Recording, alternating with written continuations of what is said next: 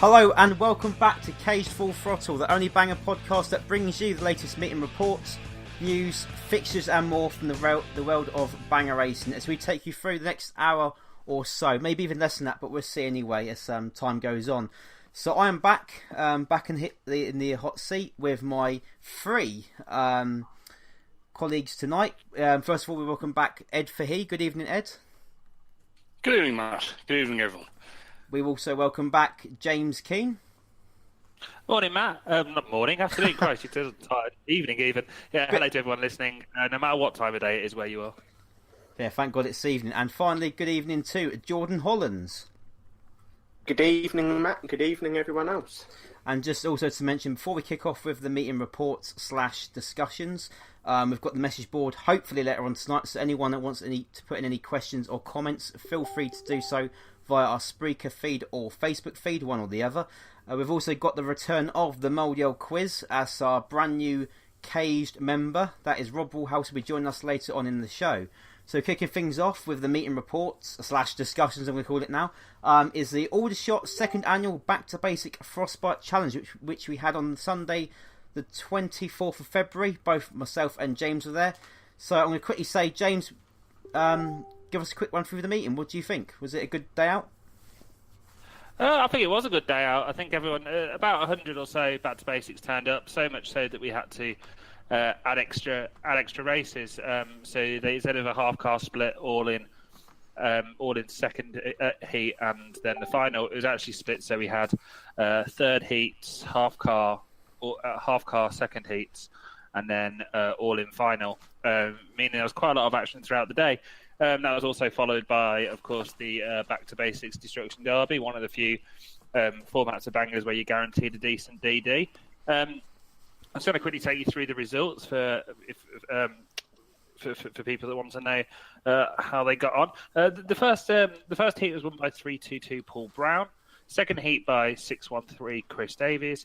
And the third heat by the Back to Basics regular 591 Aaron Morris.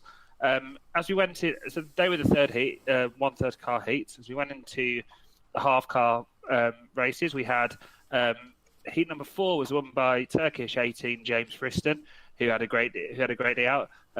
Heat number 5 was won by 760 Jerry Reynolds, who had just got back, who's just returned from South Africa at that point. And then the final was won by 197 Peter Dodge.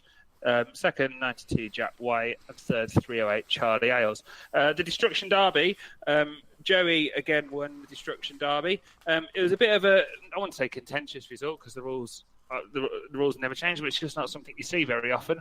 Back to Basic DD rules state that it's not the last car moving, it's the last car that made a hit. As Joey made the last hit, technically another car moved but was unable to get back around to him. Or he's basically been out the action for some time, was just moving around almost on his own.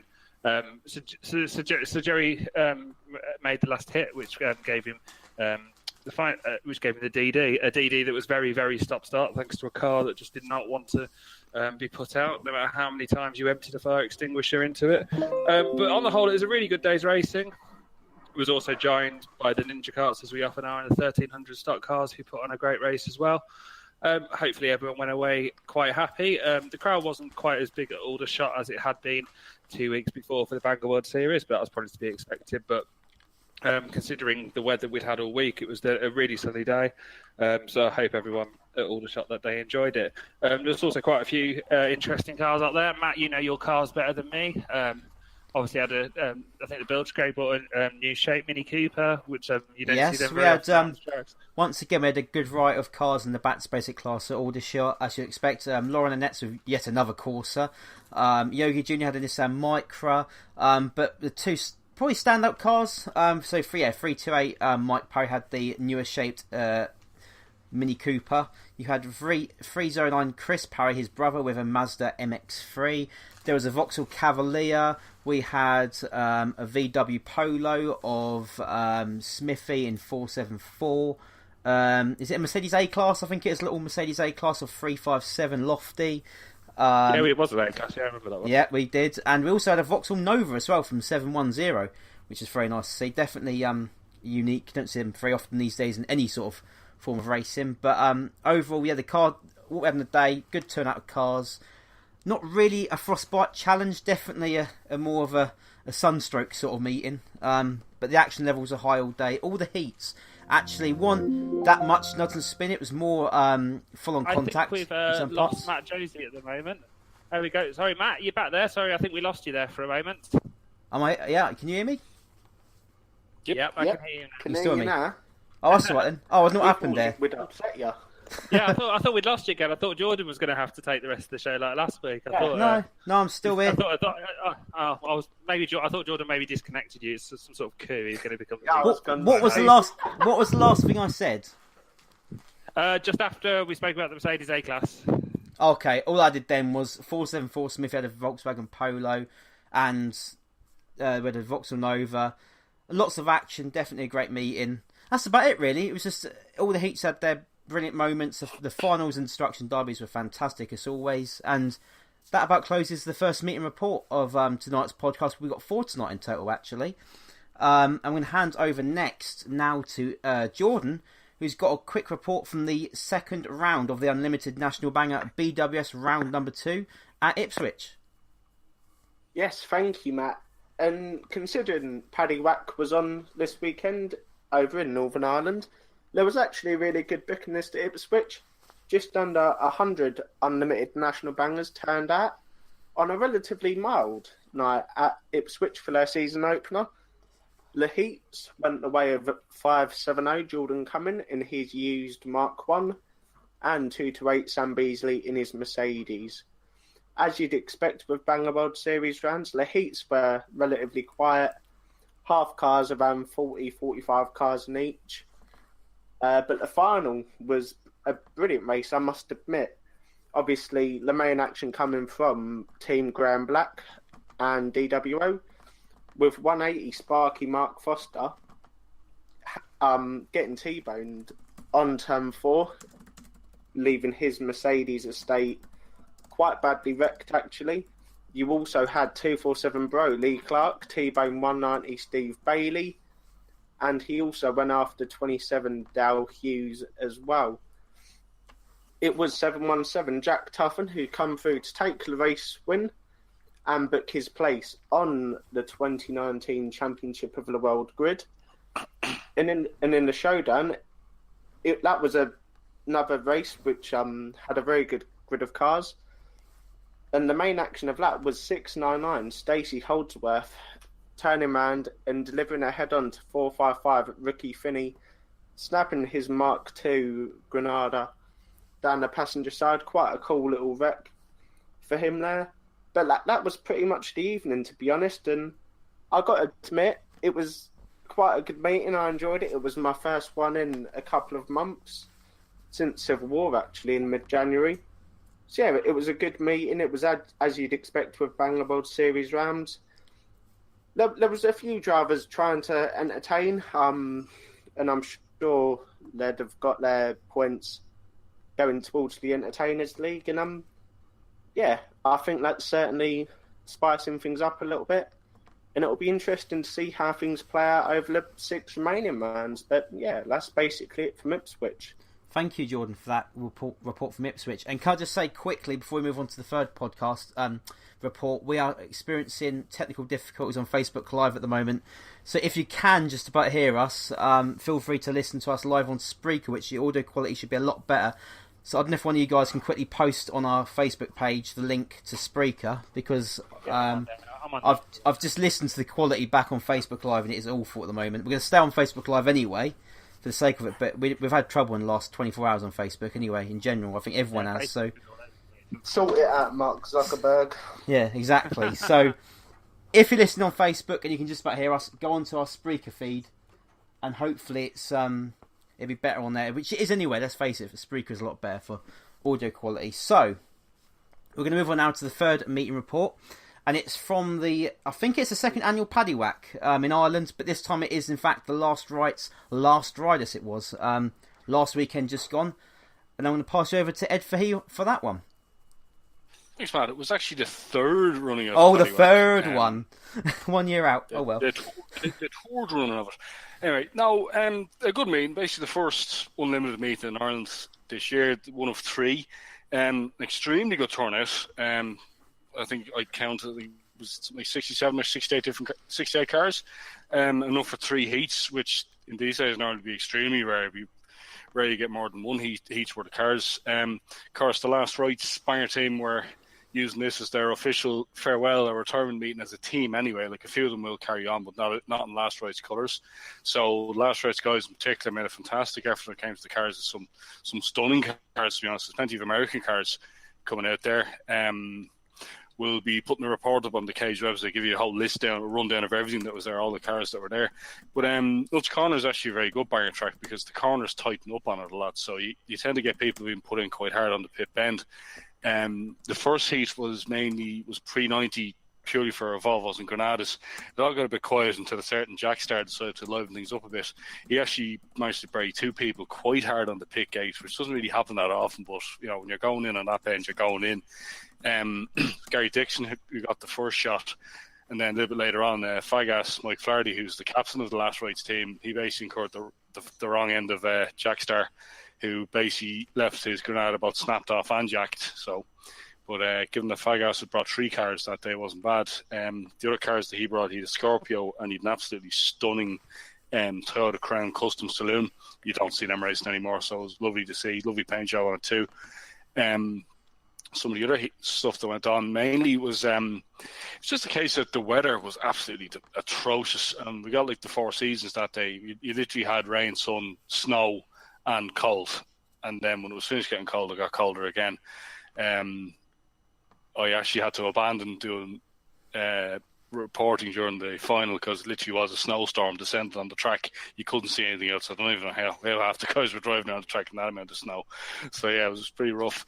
Some of the other big hits that went in during the day on the Heat 3 was probably my personal favourite race of the day because all the big Yanks came out. But ended up actually massive jack and train. You had George Tickner, who brought the stunning Cadillac hearse from the 70s, big V8 in it as well. But he was driving that very well, and that he wasn't really going for anyone. He was letting people pick him up, and he was literally either hitting the brakes or turning in. So nobody could spin him, nobody could get him. I think only Kieran McIver managed to spin him at the end of the day. But he ended up in a huge jack and train. You had Leonard Dunn, who had a very smart Ford Thunderbird. He buried himself in the back of him.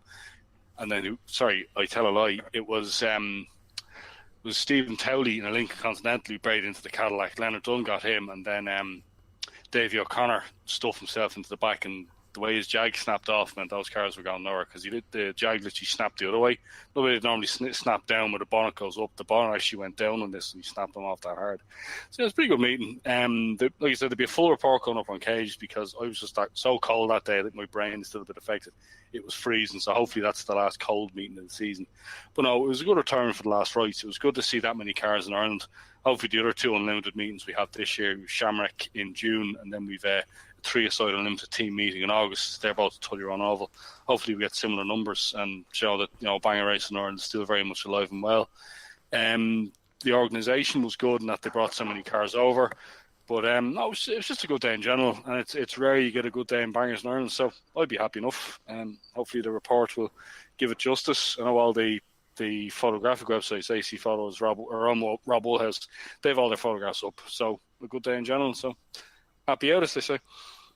That's it from the third annual Paddy Whack then. So thank you, Ed, for that great report. And we got, as I'll say, yet another report now. The fourth and final report is from Aldershot as well, last Sunday for the Gold Rush. And James, you were there. How was the day? Yeah, it was. I suppose I've been a little bit down on domestic bangers, Speedworth domestic bangers as of late. Apart from the World Final being consistently one of the best all-round meetings of the year.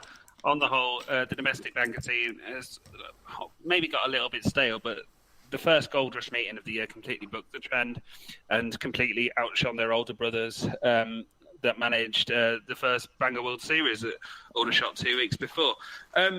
You could sort of tell from the booking list it was going to be a good day. All of the lot of the regulars that you'd expect to be there were there.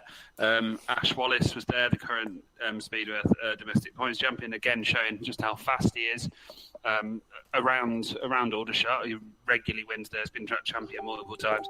Steve Saw was there and was amazingly fast all day.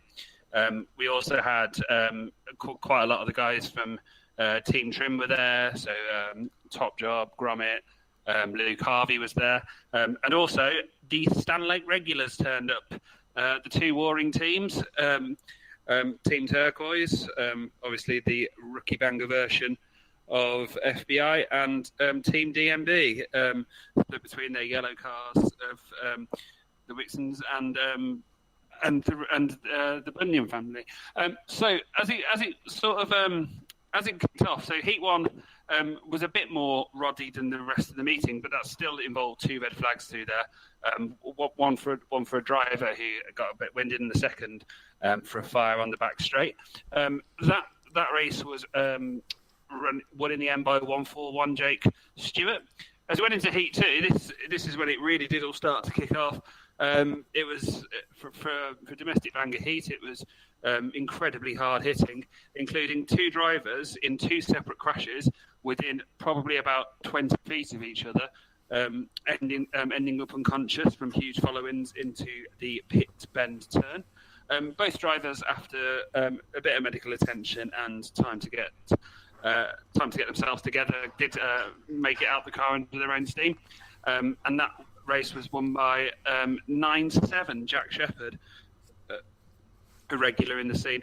As we went into the Gold Rush race, again, this was pretty much chaos the whole way through. That was won by 400 Lee Kingsnorth, who booked his place on the Ipswich grid in November, beating 18 James Friston, regular face at Aldershot, of course. As we went into the Dash for Cash, that is obviously a bit different to the other races. It's a clutch start 3 abreast instead of a DD. It's an 8-lap sprint. And usually, even though it's meant to encourage people to crash, if you're the last car running, I think it's £1,000 you win, but it never gets to that.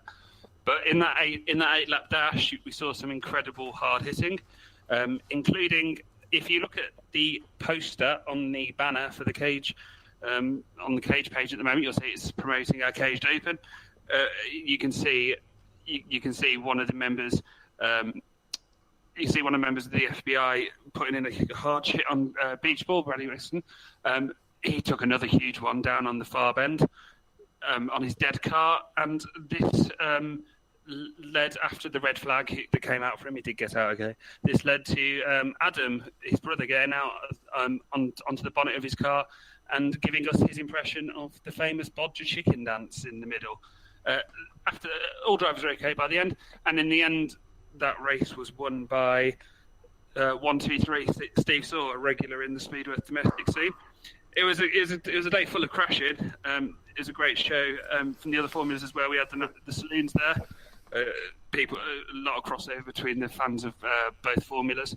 It was a great day all round. Apart from, I always give my little weather update. Brief hailstorm followed by sun, so I think people went home happy. I certainly did. That's good to hear, and that closes the meeting reports for this week's podcast, which swiftly brings us on to the latest news. Got a little bit to bring you up to date on. First thing is we had the last ever 3 litre sponsored meeting at Stanlake Arena a few weeks ago, and Team 3 litre Stanlake once again with another trio of Mark 9 Jaguars. I mean, what a feat that is, really. Not once but twice bringing a trio of Mark 9 Jags together for their last ever meeting. Looked like a good day out, certainly. Decent turnout of cars, some cool cars as well, as you'd expect, and some good action as well. Moving on, keeping on with the theme of a 3 litre. Speedworth, at Stanlake Aldershot this year, we've got, I think it's 3 litre unlimited national banger fixtures, or 2, sorry. And I'm not too sure exactly on the ins and outs of it all, but it sounds like a more fun and less serious version of the normal unlimited national bangers you expect to know, with like your BWS rounds and world qualifiers and what have you, that sort of thing. So that looks to be very interesting. So I think the idea of it is that obviously we're back to basics, minimal car prep. I think we've had very good turnouts of drivers regularly in that formula, and as I mentioned earlier, the domestic bangers are sort of in a little bit of limbo at the moment. So it's about encouraging drivers that might want to make that step up. So the racing rules won't be full national and limited rules. The heats will be a bit more nudge and spinny, but the build rules will be a lot closer to the national rules, with the exception of a couple of cars which won't be allowed, including the usual popular Frog Eye. So I think the idea is that give drivers a chance to build a unlimited spec national car and race in the way that they're familiar with, in the hope that it encourages more drivers into the sport. Yeah, certainly it looks to be an interesting idea, and hopefully, I mean, I'm not overly keen on unlimited national bangers these days, but if it does well, it could be an interesting development for the future, definitely. So, could be another one of Keith's brilliant ideas. I mean, if it gives drivers the confidence to know that they can go out in heats without the potential of getting mixed up with the regular drivers that are out there that are much more experienced, and maybe there'll be a concern in the back of new drivers' minds that they could get absolutely ruined out there in the heat. So it gives them a chance to go out and get the confidence in nationals. And it won't be everyone's cup of tea. I wouldn't, if you're expecting it to be an absolute wreckfest of a national banger meeting, it probably won't be for you. But if you like the back to basic style racing, but you prefer the unlimited national style cars, then I think you'll be in for a treat.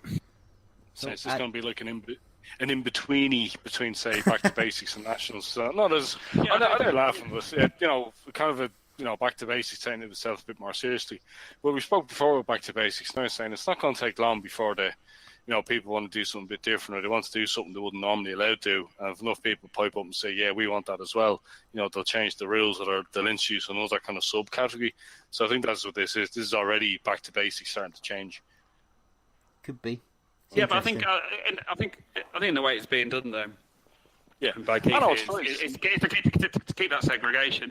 Back to basics has found its place, and this stops that sort of drift towards what happened with rookies. Keeps back to basics almost as genuine rookies, and this is like that plus half, and then from there your next steps will be then into domestics or nationals. Well, we look forward to that, definitely. Yeah, sorry. So moving on with the news, the Junior Banger Association are to ban drivers who race at non-Junior Banger Association venues from the 2020 season. It was originally meant to be from this year, but after a huge uproar, they've kicked it back to next year. And even after that uproar, I don't think that's enough. I don't care what people think. At the end of the day, I think this is a bad move by the Junior Banger Association. I think drivers, especially young drivers, should be allowed to race wherever they want. And it's not just that; it's also the fact we're trying to keep every track we've got left in this country open for as long as we can. And this is just I think it's harsh on the junior banger drivers as a whole, and it has an impact on the non-ORCI venues. And I think it's not a great move. Hopefully, this gets cancelled next year or end of the year. They realise it's a bad idea, but we'll leave it at that for now. But certainly not a great move by the JBA anyway, in my opinion. So moving on, this weekend at Northampton Shaleway, Saturday 16th of March, that has been cancelled. That is a 2 litre National Banger World Qualifying meeting. So if you was planning to make the trip up for that, then please don't. I also believe Stoke has been cancelled as well. I don't know if I can confirm that. I think it's Stoke. Yeah, Stoke has been cancelled on the Sunday. Yep, Stoke has been cancelled this Sunday.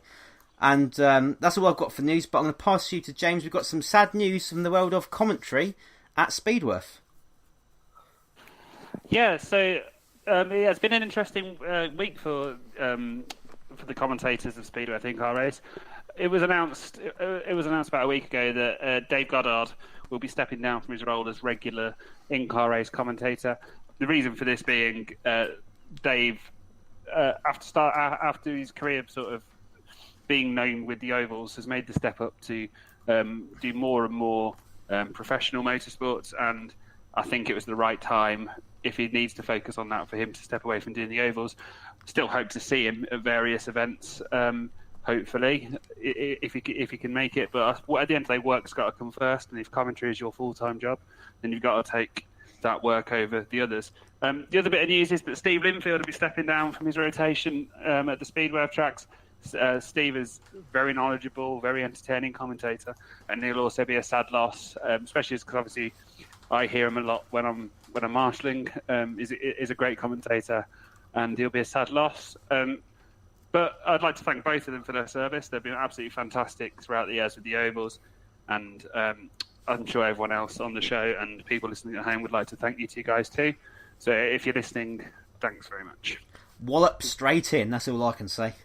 Well, he's got to take the opportunity, isn't he? So, we wish him both the best of luck in the future. And moving on... Go on. I was going to say, on more sad news, we remember Ian the Steamer, who we lost around 7 years ago. I'm sure you either loved him or you hate him, but I'm sure if it wasn't for him, probably none of us are sitting here talking about bangers now, because he proves that you have an interest in bangers without actually racing, and particularly from the writing point of view, he was unbeatable when it came to writing, and just as a general banger act as well. Like, I mean, he knew who raced what, where, when, and how he got on, and where the car came from, and probably a little bit of the history of the car too. So he was definitely the first ever proper banger historian, and I'm sure he's inspired a few of us to follow him. He would definitely be at the top of our leaderboard for the quiz. Oh yeah, if he's on his quiz. I'd have to write 25 questions just to fill the minute and a half up. And he'd probably still score 35 because he'd give you about three other related answers to go with it. Andy would probably correct most of my questions as well. Yeah, he'd probably would have written up the questions to suit himself, but he still would have known the answers. And that's a little bit contradictory, but that's just the way he was. It was good that he knew things. He knew when he was right and when he was wrong. He was open to correction when he was wrong, but he was always very grateful. So we remember him. We miss him. Yeah, definitely. We'll still do the. We called him the banger walking Wikipedia. I think is also known as. There wasn't Wikipedia back then. He wasn't really that much into the internet, funny enough. He was more a magazine guy when people actually read banger magazines rather than flicking through them and putting them back. Yeah, definitely. And we would move on to the discussion. No discussion this week, but we're going to go straight over to our favourite section, which is the mouldy old quiz. And James, we've got a brilliant guest lined up tonight. We have got a brilliant guest, the newest member of our Cage family. Rob, can you hear us? Are you there? Yeah, I'm here. Can you hear me? Yeah, we can hear you fine, mate. You're coming through loud and clear. So Rob's joined our page. As you know, a lot of us tend to be based around the same tracks, apart from Ed, who's not even based around the same island. So it's good. We're increasing our reach across the country. So hopefully we'll be able to give you more photos and updates from other events around the country. I think what you're trying to say is finally we've got a Northern touch on the Cage team. Especially as we were yeah, I think that's it. Yeah, we've got the Northern touch. I mean, I'm from Birmingham. These guys trying to tell me that's north, but I think Jordan thinks anything north of Watford is north. So. No, it is, James. It is. Yeah, I did move to London and spend most of my time at Aldershot, so that's probably justified. So what you do is the quick interview, as you went with the Cage team, just let everyone know a little bit about yourself. How did you get into banger racing in the first place? So it's probably started about 22 years ago now, when my mum and dad started taking me to Wadsall Stadium at Bradford. A lot of the younger generation will have probably never heard of that, but I used to stand at the front there, and obviously with that being a shale race where me being a young nipper at that time, I used to go stand at the front with my swimming goggles on, so I could literally get hit in the face by the shale. Sadly, obviously, Oddscore's no longer with us, and I kind of moved away from racing, going through school and whatnot, and then about 10 years ago, got back into it really. I was just coming back down the M6 from a trip up north in Scotland one day, past a few what looked like stock cars, but obviously better known as outlaws from today's world, and they had been racing at Wharton, and just kind of went week in, week out from the back end of 2008 season at Wharton really, and just kind of, obviously as you talk to more people, you learn more about different tracks, different meetings. You come across the incredible world of oval chat, and all that comes with that, and then just kind of pick and choose other meetings from there, really. So do you have an all-time favourite event that you've had? Oh, what from the meetings that I've been to?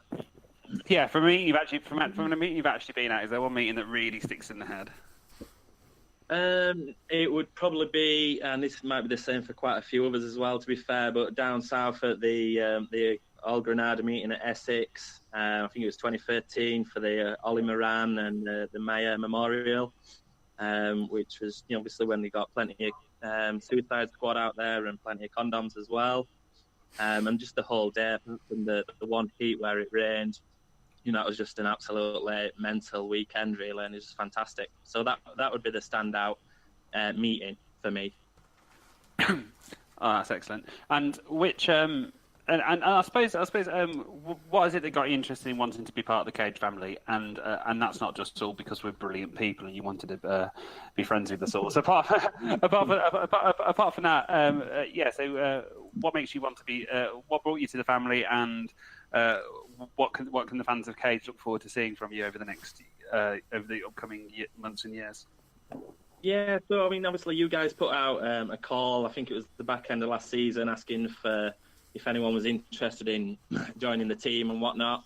Quite a few people tagged me at that stage. I hadn't really been back on the scene a lot at that time as well, but as it looks over the winter and this coming year, I'm looking and planning on going to a lot more meetings now again, including Wharton, Stoke, Bellevue, doing almost every meeting that's possible at Scunthorpe as well. So just kind of giving a different mix, really, and a northern touch to it. And think, over time, I think that will help the fan base grow a little bit with Cage. Because, nothing against you guys, but it has been predominantly southern-based kind of meetings, which is understandable. That's up the south region and whatnot. Yeah, up the south. Well, yeah, Jordan, remember we kept saying that. No, you kept saying that in Civil War. Let's not get... This is Rob's time, James, not ours. Please carry on, Rob. I thought this was a quick quiz because I've got my steak on here and I like it medium rare. Okay, Ryan. That's sort of nice. Have you, James? Come on. Sorry, in which case then we will now be going into the quiz. All right. Yeah, so hopefully we can get you back to your steak.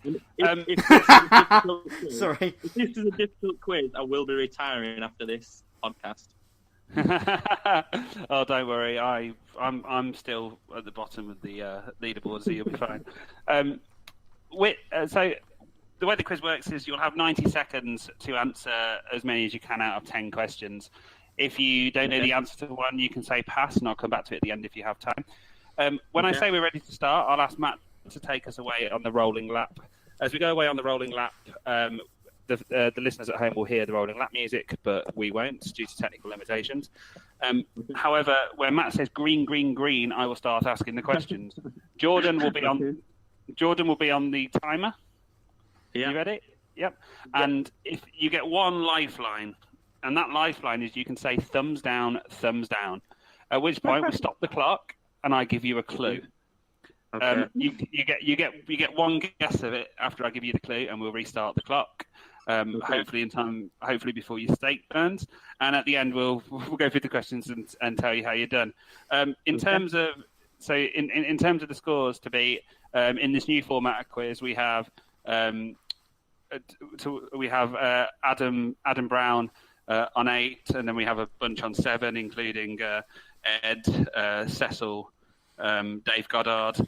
And then towards the bottom, me and Jake Sanson, because I didn't use my lifeline and spent 40 seconds trying to think of an answer, which considering I came up with the quiz is a bit bad. So Jordan, are you ready on the clock? Yes, I am. Matt, are you ready with the music? Yes, I am. Mr. Josie, please take us away. It's time for the rolling lap.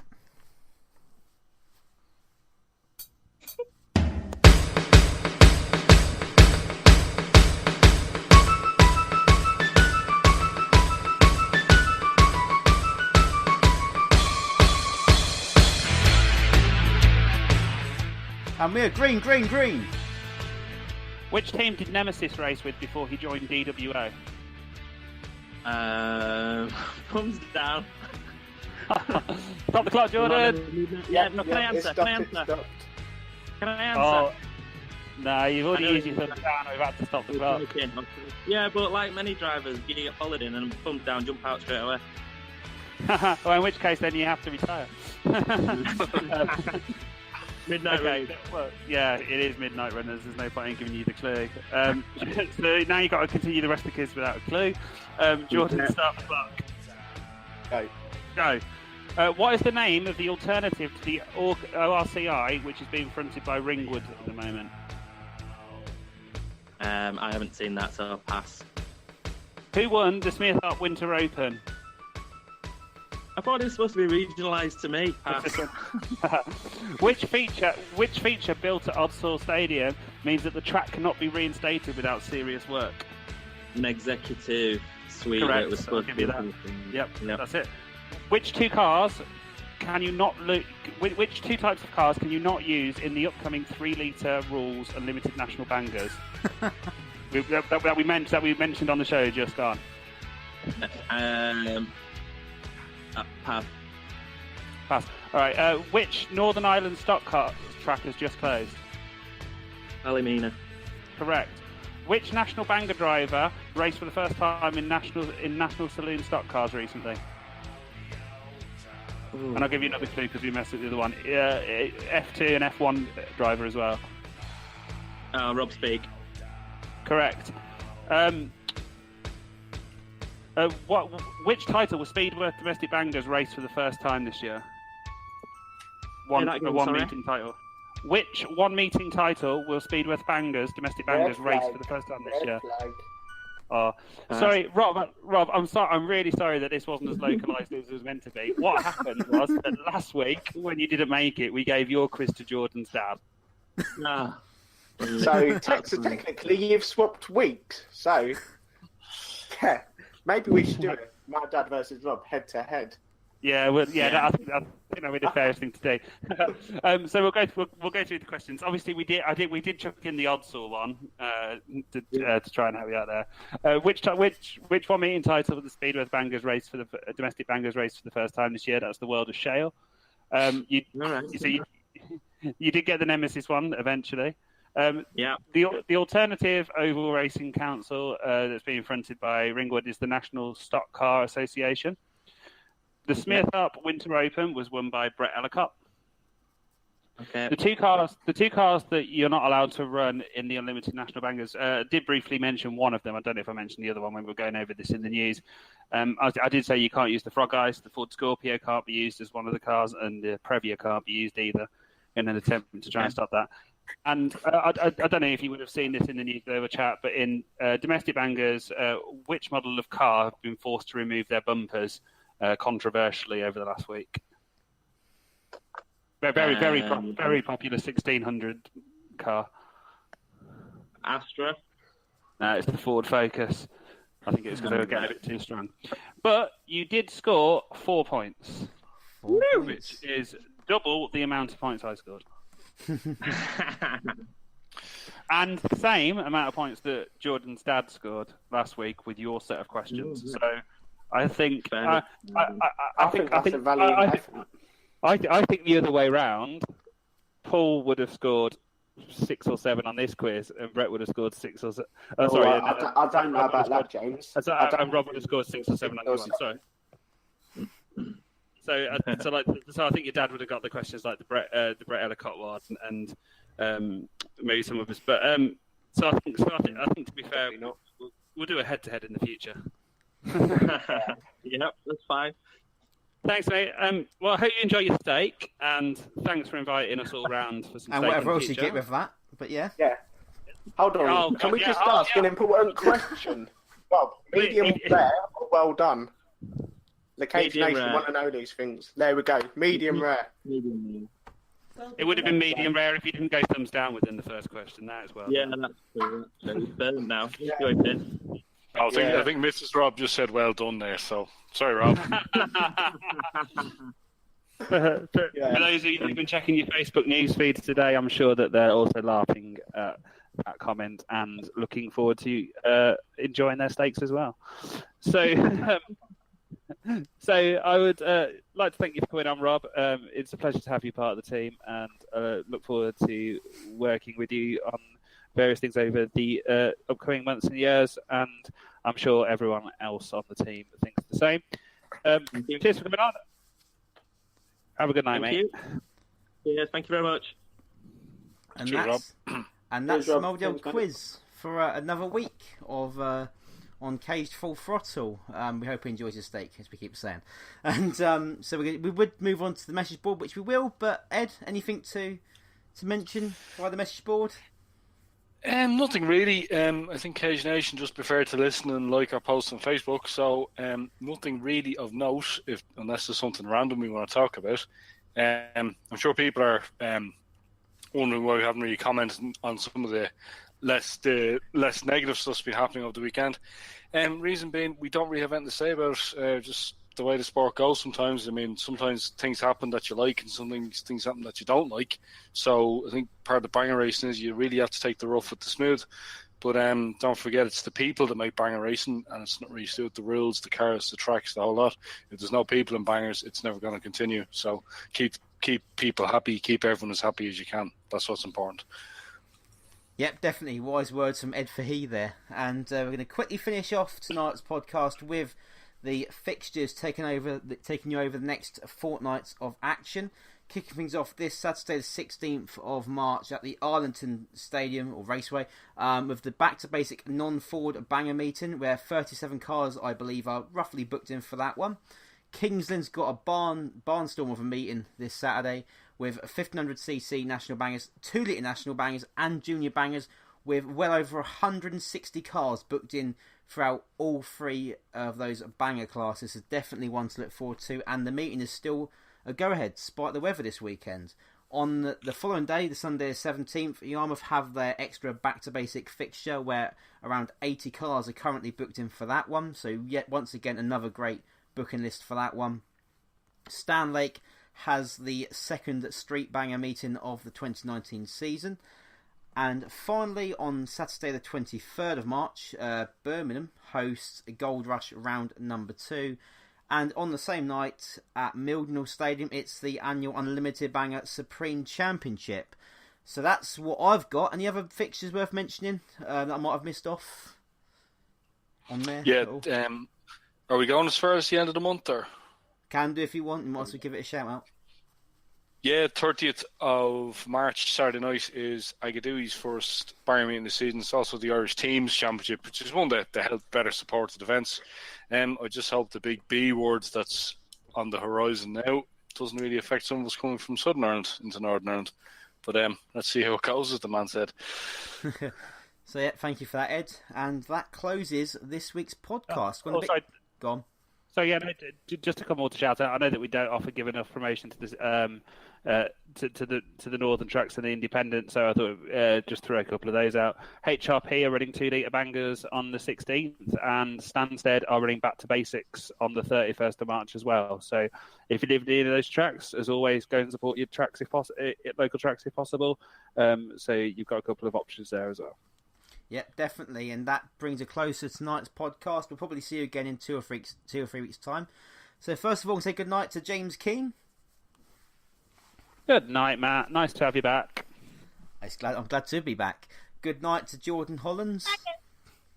Good night, Matt. Good night, everyone else. Thanks for listening. And what was that noise? I don't know what on earth that was, but good night to our Irish friend Ed Fahey.